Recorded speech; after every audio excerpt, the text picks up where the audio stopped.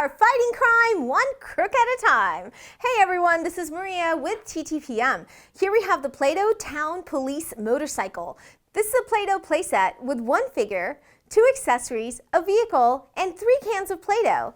There is crime that needs to be fought, and our police is on the ready. But first, let's give them some hair, shall we? The police motorcycle has some pretty cool molds to make a blowhorn, tracks on the road, and best of all, cool shades for our friendly police officer. A stoplight helps guide the traffic, and a walkie-talkie helps keep everyone in the loop. This is a creative playset that encourages role play and creativity. Making the molds helps kids with their fine motor skills, and there is no shortage of molding fun. There are additional Play-Doh Town sets available to build your town. Each is sold separately. The Play-Doh Town Police Motorcycle is for ages 3 and up and made by Hasbro. For more information, including where to buy and current prices, come find us at TTPM, and make sure to subscribe to our YouTube channel for more reviews every day.